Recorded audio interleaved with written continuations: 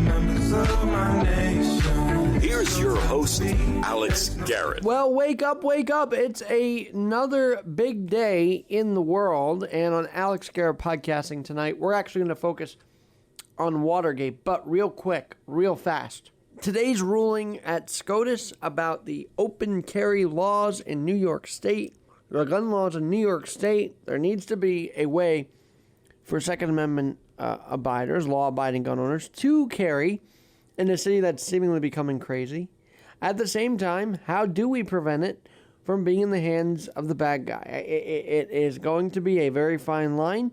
It could be a very fatal fine line, and because I'm a Libra, a balance could be met. We'll have to see about that as the days go on. But right now, I want to turn to Randal Wallace. He's the host of Bridging the Political Gap podcast. Randal with 1L_Wallace on Twitter. And we talked about a different side to Richard Nixon as Watergate turns 50. Richard Nixon is totally innocent of Watergate. Something I've never heard of before. But Randal, your podcast, your views, some might find it extreme, but what say you? Well, I don't know that I would find them extreme. I think totally innocent might not be the right description, but I think present the case. If you've kept up with my podcast, actually, we've been on for several months on Richard Nixon, and so I have. I believe he's probably one of the greatest presidents in American history. I think he's arguably stands there with Washington, Lincoln, and Franklin Roosevelt. And there's no question, in all of American history, you got the founding period, you got the Civil War, and you've got World War II, and you've got Vietnam. Those are your four, genuine crisis points. And he got us out of that war. and restructured the way the world was working, by he was on his triangulation. He was on his way to a re-election, wasn't he? That's what the other talk about all this is. Yeah, Watergate is, kind of a separate issue, but he had triangulated the communist world. He really wasn't as popular till you roll into 1972, which, is something sometimes people don't realize. The war had dragged on, even though he had dropped the number of troops, and we were in the motion of we call it Vietnamization, turning the war over to the South Vietnamese to defend themselves. So they were gearing up for what was going to be a tough campaign. I would say by the time he comes back from the Soviet Union, he's on track then to walk away with it. And then the incompetence of the McGovern campaign is, no offense to George McGovern, who was a war hero, but, they pick a vice presidential candidate that had electric shock treatments, and they had to pull him off, and they didn't do it very well, pulling him off the ticket. So the groundwork was there for the kind of tidal wave that was going to come in. Well, let's go back to 1968, because then he beat Johnson in that election, and was there people like what we call the deep state today upset he won that election to become president the first term? I think, the deep state is, I've always told people I'm not a particular conspiracy theorist. I do think, however, that, if you really look at 30-something years of history there, from the time Herbert Hoover lost in 1932 until Nixon, you only have an 8-year period when Eisenhower was president. The Republicans had anybody in the White House. There's only like a 2-year period, I think, when the House is in the hands of the Republicans. Right there as Truman's going out the door. I think it's the first couple of years that Eisenhower was in. And so everything was built around the Democratic Party. They controlled all the chambers. They controlled all the appointments to the courts, and all the bureaucracy that had grown so huge under Franklin Roosevelt and Lyndon Johnson. And so, I think there was a clear, Nixon walked in there, and he is the first president since Zachary Taylor to have both the houses of Congress in somebody else's hands, and the bureaucracy wasn't happy about him. And, interesting. the military was spying on him. At one point, the Radford, I'm trying to think of what it's actually called, the Admiral Moore, I think it's called the Radford Moore affair, but they had a guy that was a stenographer, secretary type, that was assigned to Henry Kissinger, and he's rifling through Kissinger's stuff and copying everything to the Joint Chiefs of Staff, and they're handing it out to the press, and getting. By the way, Kissinger is still a very big voice today in today's world, which is fascinating. Considering he's got to be in his 80s, 90s, which is amazing. 99. But what you're talking about also, I feel like lingers into what the Washington Post first uncovered, which was the Pentagon Papers, and I feel like there's a whole disconnectivity, is there not? There is. Obviously, the FBI, you had a very other unusual situation that happened. And that's what I would say. It's a lot of unconnected people who had reasons to want Richard Nixon to fall. But in the FBI, J. Edgar Hoover dies. And he dies, I want to say in May maybe of 72, so right before Watergate happens. The burglary happens in June. And you have a fight going on within the FBI between a guy named Sullivan, whose first name escapes me at the moment, and Mark Felt. And Nixon, who doesn't, wants to they always say he wants to take control of the FBI. In reality, what he wants to do is make sure you don't have another J. Edgar Hoover who can blackmail half of Congress. And so he puts Patrick Gray. And they the whole building after him after all that. Yeah, and you know what? J. Edgar Hoover in the 30s and 40s, he stayed too long, and absolute power and a job that you can have till you die, sometimes too long. Because there's a lot of good things he did do. I mean, he set the FBI up to be the law enforcement's, the foundation for what it is today. But, he's there too long. He's keeping files on all these people, and Nixon's trying to get control of that. And he puts Patrick Gray in, and I'll say this, that guy, he had huge resentments toward Nixon, but he was an honest guy. He's like the truly innocent person in Watergate. He gets told to burn some stuff that was a document that had nothing to do with Watergate and really didn't, and he did it, and he gets himself almost lined up for being indicted himself. He didn't have any criminal intent to it, but he's trying to run the FBI, and you got Mark Felt undermining him at every turn. and Mark Felt, for those who may not be familiar, although how do you not? Mark Felt is what they would call deep throat, revealed later on in life to Bernstein and Woodward. See, here's the thing about Bernstein and Woodward. They're still capitalizing on all this. And are they journalists or are they media hounds? That's one of the things they've become now, no? Oh, yeah. It's made a career for both of them. And I wish – well, actually, Nixon did probably live to see some of the stuff about Woodward, but – they turned around, and one of them was, I think Woodward was the editor of a story that about Jimmy's World, where it turned out the whole thing was not true. Granted, you can't really blame him for that. The reporter lied about it, but he was involved in that. And there was this claim that he interviewed William Casey, who'd been the head of the CIA when Reagan was there, when the guy had a brain tumor and was surrounded by guards, and nobody was going to be able to get in there. I think he's always tried to live up to that Watergate story, and you can decide for yourself whether you think it's. Now, I don't know what you think of Trump or not, but it's like, is it an insult to compare what they think he's done, which actually was propagated by Hillary in a lot of ways? Is it an insult to Trump to compare him to Watergate?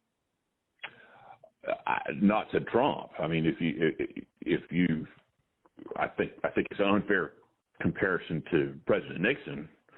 Now, I'm not a particular. I was voted for Trump. I supported him, so I'm not a never Trumper. I don't think he's the greatest president in American history. Where you hear a lot of people say it, but all of this. I don't know that Congress ever proved, or this January 6th committee has proven, at least to me, or even the impeachment people, that Trump incited that riot, or that he knew about it. There's no criminal referral, by the way. That's important to note. And I still think him doing that speech was stupid. But on your point, they haven't found anything really. Yeah, they've got no proof that he incited that riot. I was disturbed by the fact that he went back to the White House and he didn't do anything for 2 hours about it. But like you said, there's no criminal referral, and I don't know that I've seen anything that says to me that you can really say he did anything but throw red meat out to a crowd. that he went to speak to. And every politician in America does that. So with Randal Wallace, and he's got this podcast about Watergate, and the podcast is called Bridging the Political Gap. And you're an author as well, Always Vote Your Conscience, which was a Ted Cruz modicum at the RNC in 2016, in which people thought it was a slight on Trump. So it's interesting you use that terminology. The title of the book. Exactly. Always. Yeah. Vote your Always conscience. vote your conscience. Yeah. Well, it's actually some advice. I was also an elected official, so I was a city councilman in Myrtle Beach, and I was involved in politics for many, many years. And the advice I was given by a county council member, who was the longest-serving council member in the history of Horry County, which is the county that I live in South Carolina. His name is James Frazier.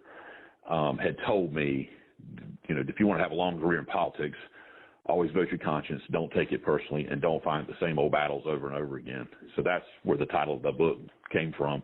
And I had run for Congress in 2012. In fact, I lost to Tom Rice in the Republican primary. And Tom Rice, of course, went on to be the congressman that voted to impeach Donald Trump and was just defeated a week or so Let me ago. ask you this. We'll get back to Watergate in a minute, but sometimes I have the sneaking suspicion the Republicans are just really betting on this red wave, but they may not be working hard enough to cinch it, / hoping the Democrats sink themselves even more. So do you see a red wave truly, or do you think the Republicans still have work to do to get that to happen? Well, I think that you always need to be working, because anything can happen, can change the tide. But I have to say, I have not seen anything as the incompetence so far, which has been a surprise to me of the Biden administration and the left. They just overreach. You can almost bet they're going to do it when they've got control of anything. And, you've got inflation's out of control. Gas prices are sky high. Those are all the recipes for a midterm that's going to be huge. But the Republicans need to keep working at it, to make sure that they're sitting in the right spot. And I wish I'd love to see the Republicans with a well thought out plan. When we took over Congress in 1994, when the Republicans did that, and I am one, but I was 23, but I was working on campaigns then, and Newt Gingrich had, the contract with America, and it laid out exactly what they wanted to do. And I would love to see the Republicans be able to put something like that together to run on. Well, they definitely need a little more of a plan, I think, on that front. You're right. I mean, they bash Democrats all the time is what it is, but you've got to have plans to show that you're going to be different, So we'll see where that goes. But I want to get into Nixon's personality, because I think one reason Watergate happened is because nobody liked the guy in Washington, and he just wasn't a personable president, right? Yeah, I think that's one of the reasons, that a cover-up happened, and to whatever level of culpability that Nixon did have, because I've always heard people say, well, if Richard Nixon had just come clean and washed his hands, everybody would have forgiven him. Well, they hadn't shown any history of that from 1947 to 1972, when they'd accused him of everything that you could come up with. So I mean, I can certainly understand why he hears a screw up of his campaign staff, and he, to whatever level he was involved, or at least tried to manage it, which is perfectly legal. There's a difference between containment and obstruction of justice, in my opinion, and I think most people would say that. He had no history of anybody forgiving him for anything, accusing him of every. Here's a guy who defeated Jerry Voorhees, who was an incumbent who had not for Congress, who just didn't take him seriously, and Nixon beat him. And then he gets into this nasty Senate race, and everybody accuses him of being the nasty party in it. The truth is, Helen Kagan Douglas started that fight in 1950, I think, was the year that he ran for the Senate. The fund scandal, Adlai Stevenson had a fund just exactly like it. He couldn't even account for the money he'd spent. Nixon could account for every dime in the fund that he had. There'd been this double standard about Richard Nixon through his entire career. And so, when something like this happened, I can totally understand why he was afraid to, fess up to whatever level he needed to fess up. Because he knew he had enemies, is what you're also saying. Yeah, and they were determined enemies. And you can look at, if you listen to my podcast, I have a phone call with John Dean early on when James McCord was the security director, and he's one of the defendants. And F. Lee Bailey, somebody is trying to get F. Lee Bailey to come on and be a part of the. John Dean was the counsel, right? John Dean was counsel to the president, and at this point, he's still working. And it's at the start of one of my shows that's up right now. It's the last 3 or 4. But anyway, the caller, the guy says, we're not after James McCord, we're after Richard Nixon. And this is early on in this whole thing. So right there tells you that was the goal from the get-go. And Nixon's own men handed them the sword, as Nixon himself said later, for them to use on him. But Randal, they had I got to ask you about. So I read a book a while ago that Pat Buchanan, the famous, Republican, and he ran for president multiple times. But he said he had a role in, in Nixon, destroying the tapes. He said that he advised them. Can you expand on that for us at all? Yeah, Pat Buchanan. There was, when the tapes were revealed, Nixon was in the hospital with viral pneumonia. And, he had a window of time that those tapes could have been destroyed. And he had a lawyer named Len Garment, who was an old friend of his at his law firm. And he felt like it would be an obstruction of justice. And you could get an article of impeachment for destroying the tapes. And Vice President Agnew and Pat Buchanan and Al Haig and I think maybe Fred Bazart, who was a lawyer first, who had actually started out in the Defense Department, and Strom Thurmond, who was my senator and a guy that I had helped on campaigns with when I was in my 20s. He'd been an aide to 100, by the way, right? He did. Around there? A little over 100. He was like 106 months when he passed away, 6 months after he left office, but he served till he was 100. But those guys had all said, you need to burn the tapes. And John Connolly, who was the Treasury Secretary, so they had all tried to talk him into it. And, people may not know, and there's been some level of, this is the other thing that the press will shade the facts, but the presidents prior to Richard Nixon just owned their tapes, papers, everything. They just took it with them. And so Nixon felt like he owned those tapes. They were his. And so he decided not to destroy them. And that turned out to be a mistake. But all right, so I've got to ask you about this. There's a public library in his name, and I kind of laugh because I'm like, how do you have a positive spin in his own library about Nixon based on what we all heard and know? I guess from the media point of view, but just from history also. Oh, in the presidential library, yeah. Well, that's interesting because it was a private library. This is the only presidential library that was run by the Richard Nixon Foundation to start with, and it was not part of the federal system. And some of this I think is actually, I don't share quite the hard feelings that some people do about the Nixon Watergate exhibit, and I've only been one time, but it was after the federal people took it back over. They accused it of being a hero worship in there, but it shows him very positively, but it does give you a detailed look at Watergate.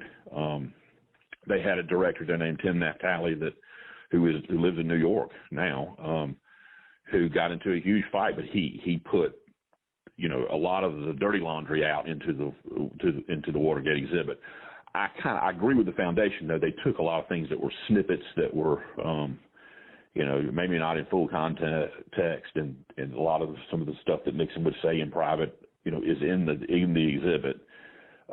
But it is you get it all, warts and all, and I would say that Nixon's is the most where you got both sides of an argument at his library because of this fight between the federal people when they did take the library over, and maybe at Lyndon Johnson's in the whole system. Most of these libraries are just hero worship of the whichever figure they're representing, but Nixon's you do see some of the warts there, and I think Lyndon Johnson, to his credit, he wanted that in his, and so his has got some of the negatives maybe that are there. Back with Randal Wallace for another segment of Alex Garrett Podcasting after this.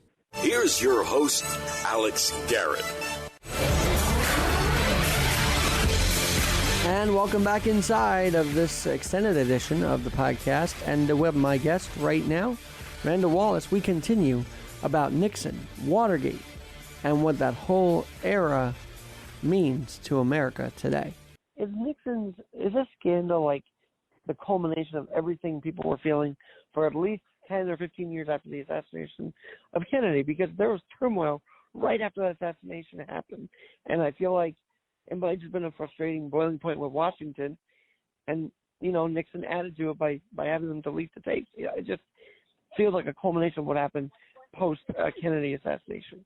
If you, I mean, I don't want to shamelessly plug my podcast, but it was originally based on the book that I wrote, but when I decided to take a look at the whole era, and I start with the Kennedy assassination because really, there's an assassination 3 weeks before Kennedy was killed of Diem. The president of South Vietnam was assassinated, like the 1st or 2nd of November of 1963, and the Kennedy administration had a hand in all that, and because nobody knows what the game plan was, because Kennedy was killed 3 weeks later, and Johnson, had held Diem in a higher esteem and kind of felt like we should help them, and that's kind of what led us into the war. But you do see the upheaval that began with that, and the upscaling of the war, or the more invested we got into it, and how we got there. And the Pentagon Papers that you had mentioned earlier, that they don't even mention the Nixon administration. They're all about how that war escalated under John F. Kennedy and then Lyndon Johnson. And I think I tried to show that, hey, this was a boiling point for the whole country, a hugely divided thing. And by the time Nixon gets to the White House, there's 550,000 troops in Vietnam, and the war has led to upheaval. You got political assassinations in the country. You also have the civil rights movement going on simultaneously with that, and that's how. Well, if you were the country got 94, so you obviously didn't live through all this, but what was researching it like for you? Well, I was a history major in college, which that doesn't make me a historian, but it was a history major in college, and this was the thing that I was the most interested in. So I knew a lot of the overview of it, so that made it easy for me to know, hey, I know what the timeline is, and then the tapes are fascinating. Interestingly enough, the Lyndon Johnson tapes have been in the public domain where everybody can listen to them for a long time. So I knew Lady Bird tapes, and Lyndon talking to each other. Oh yeah, and Lady Bird was the one who insisted, because they were sealed for a long time, but she wanted them released. And so you had access to that. What has been fascinating to me, even though I was a much bigger Nixon fan, and I am an unabashed fan of him, haven't been. The only ones that were really out there were the Watergate tapes, abuse of power. And then some of the historians who really disliked him loved to mine the fits and the moments when he would get angry and say things that, he shouldn't have said. And, whether it was racial or, anti-Semitic, they made sure those were out there, but most of them weren't. And so there was a site called NixonTapes.org run by a historian named Luke Nichter, and I was able to go on there, and he was like, to set up, he let me, because I contacted him, but he was like, have at it, all through them. So I went through those, and that took some, studying to make sure I knew what was in what order. But it was fun to do because I don't think anybody had heard the more positive tapes or listening to him. He's agonizing on trying how to get our POWs out of Vietnam. At one point he's like, we're going to bomb them until they let them go. And the more positive stuff that are on those tapes. And I hope people will, that's what I kind of hope people will listen for, was they go through is you hear a president working to get us out of that war and get relations with China, knowing that if once he has the door open to China, the Soviets going to come, and start working with us, because you kind of triangulated the communist world. And really, by the time you get to the end of 73 or the end of 72, he has to do that Christmas bombing to make sure the North Vietnamese come and negotiate in good faith. But they're on an island by themselves because the two superpowers are wanting to get this war over with too.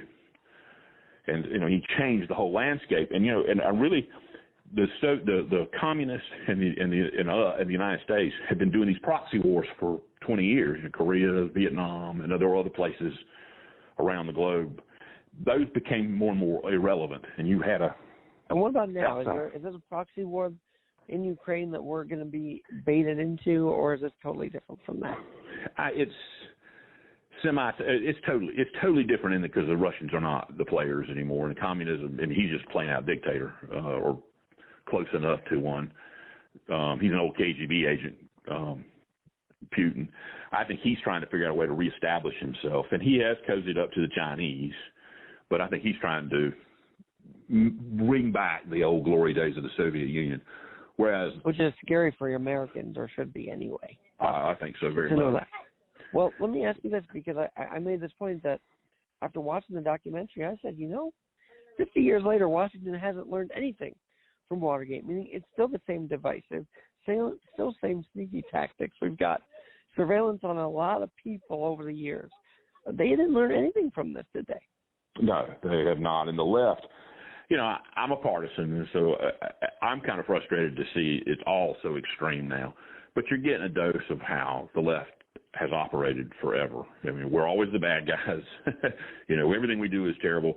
But they excuse, and I don't want to get, to be whataboutism, but if you can look, they kind of frame the whole thing with Nixon as something that was so out of the ordinary.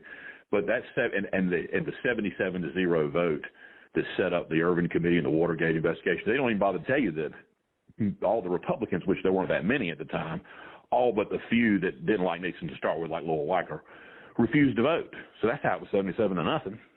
It wasn't, and the vote to form that committee, the fight was over the fact that the Republicans said, fine, if you want to investigate shenanigans in an election, we're going to look at 68 and 64 in 1960 as well, because there were well-known cases of Johnson using the FBI. Back then he could use the FBI because Hoover was willing to do it. And in 60, Joe Kennedy was a big factor in that whole thing. Joe Kennedy, the mayor of Chicago, there's a lot out there. Whether or not the election, Nixon didn't fight it because, you couldn't prove it. But it was less than, it was like 1%, I think, of the vote nationally that separated the two of them. You start changing electoral college votes around and Nixon wins. And there was a lot of voter fraud in Chicago and Illinois and in Texas, though I think Texas would have voted Democratic anyway because of LBJ being on the ticket and the fact that it was in the South. But still. Yeah, see, to me, it's okay to question it, but today I feel like people want to take to the streets over it, and I say, well, that's not the answer either. And neither is the answer to stop voting. They could have won Georgia if they went to the polls, but even Trump said, don't vote. What a stupid thing to say. And so violence wasn't the answer, and ignoring the election wasn't the answer either. Yeah, I was keeping up with things. That was the thing I never could figure out. If you've got a situation where you've changed the rules, which, I think that's where you had the opening for all the questioning, but you've changed a lot of the rules in these states, and you're telling people to go vote early because of the COVID, people wanting to do the social distancing and all that. Why wouldn't you just tell your people, go vote early? And I think that's where the Democrats had this get out the vote operation that probably is how Biden won. Because you had all these people, and Republicans are going to wait till Election Day. I never could figure out. Hey, they changed the rules. You play by the rules. It was not a strategy. I got to ask you about what happens, how far you go after Nixon's resignation, which I thought all of this went down in 74. I didn't know it all came down in 72, but didn't he resign in 74? Yeah, well, the burglary happens in 72, and the election, and the story is, and I deliberately did this in the podcast. I really only give it, I think I used the news report after it happened and just a little bit of the news spotty around, because in 72 it really wasn't a big factor. Nobody was covering the story. I don't think, people, if they didn't know, I was trying to show, hey, Nixon it happened in June. Nixon had been to China in February, and the Soviet Union, I think in early June, right about the 1st of June, he comes back. And then you got the conventions, and, he's going from dealing with all these world powers. He's got the war he's trying to win, and he's got an election where he's got to be the candidate that goes out and campaigns, so he's not running the thing. And then it's percolating under the surface, but it wasn't a big story. And it doesn't become a really big story until, they're getting set for the trial in December, so it starts to make a little more news then. But it's after this incredible 10 days, I got like a little series in there. It's like a mini series to the thing. It was just 10 days in January. He's inaugurated on one day. Lyndon Johnson dies on the next day. He gets a peace agreement agreed to the next day. Then there's a couple days in there where there's, just got all this going on. And then we have the peace agreement signed in Paris. And then on the 30th, I think, of January, the sentencing comes in. The verdicts come in for those defendants. And then it's big news because they've been sentenced. And then there's about a couple of months in there that before the circuit is going to give the sentencing, and all that time they're putting pressure on these defendants to start talking. And of course, James McCord does in March, and then it blows up. So 1973 becomes the real period that the story escalates to become really the only story for the Nixon. And here's my $66 million question, whatever they say, $66,000 question. Why did he even think about this? Because obviously it had to come from Richard Nixon's lips to do this. So why even come up with this idea if he had the election in the back? Well, he himself didn't. He's not the. There's no evidence that I know of or that has ever been out there that Nixon himself ordered that break-in. And if you kind of look at Watergate, the way the Democrats always frame it, they were just always up to no good. But the reality is, it's two different stories. You have the plumbers unit that's designed to deal with massive leaks that are going on in the White House, and they can't get the FBI to figure out what's going on, to stop them. So they form this group, of which G. Gordon Liddy is kind of this crazy guy that he'd come over from Treasury, and he seems to be the guy they pass around to just find him something to do. But he's the plumbers unit there. They go in. That's when they break into Daniel Ellsberg's psychiatrist's office, and there's some controversy about what John Ehrlichman, the guy that approved that, or the Ellsberg break-in, said he approved a covert operation, and it's a national security issue, and there is a loophole that allows the government to do certain things when they're dealing with national security. And I mean, you can argue it either way. I don't think it's a good thing to be breaking into anybody's office, but you are dealing with a guy who had top secret clearance, who has stolen thousands of documents, and you don't know what all he's got. They always say they were in there looking for stuff to smear him with. They were in there looking to figure out what all he had stolen, because he had clearance to, he could have stolen who knows what other than the Pentagon Papers. And so you got that part of the story. So after all this kind of, I wouldn't say blows over, but the plumbers are not really working anymore, the campaign gears up, and John Dean had hired another guy, and I want to say his name was Caulfield, but he had been a security agent for Richard Nixon to form the intelligence plans for the campaign, to basically find out what they're doing. It's perfectly legit in campaigns to try to kind of keep your eye on your opponent. And they weren't happy with this guy, and Dean was aware that G. Gordon Liddy had been working for the White House in this role, and he plucks him over there and puts him over in the campaign. At the same time, they're all these people, they haven't moved over from their office. Like John Mitchell is the Attorney General. He don't want to leave being the Attorney General to go be running the campaign. So they've got these kind of obscure people, Jeb Magruder being one of them, who are in there running the campaign, kind of placeholders. And there's a great book called The Nixon Conspiracy by a man named Jeff Shepard that is I highly recommend it, because he's really the expert. And there's a podcast called Known Unknowns that the Nixon administration or the Nixon Foundation has done with Hugh Hewitt. So that's, so kind of where I've got. I work in Salem Media, and I have known Hewitt for the last few years now. So that's very interesting. I work at 970 as a radio person now, as a production guy there. So I've known of Hewitt. I've got to check that out. Yeah, well, it's known unknowns. Yeah, look it up, because they really get into depth, and that's where I've learned sort of how this kind of unfolded. But once Liddy gets over there, then that's when it gets creative with this craziness. And so Nixon had nothing to do with that. It was G. Gordon Liddy and a bunch of money.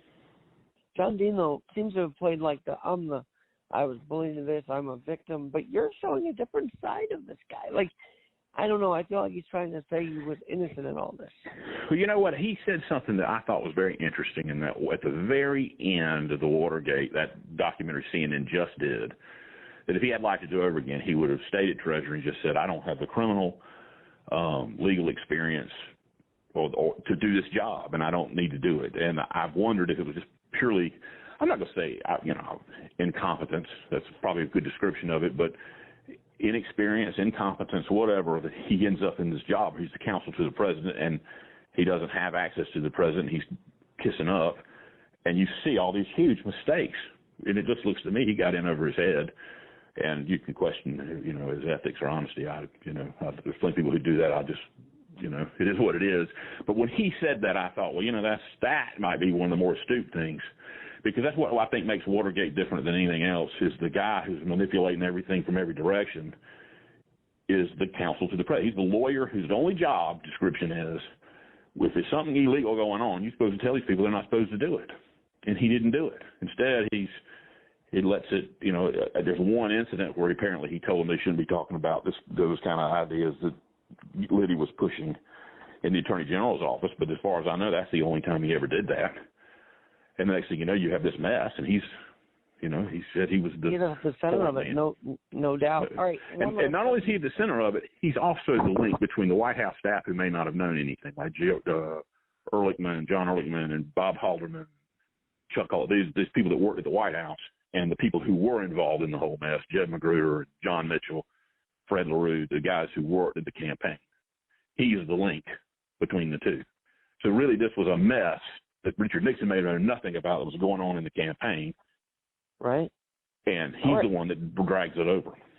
All right, one last question, because we talk about Bernstein, Woodward, but I've got to ask you, All the President's Men, does that movie find anywhere in your documentary / did you like the movie? Did you feel it was accurate?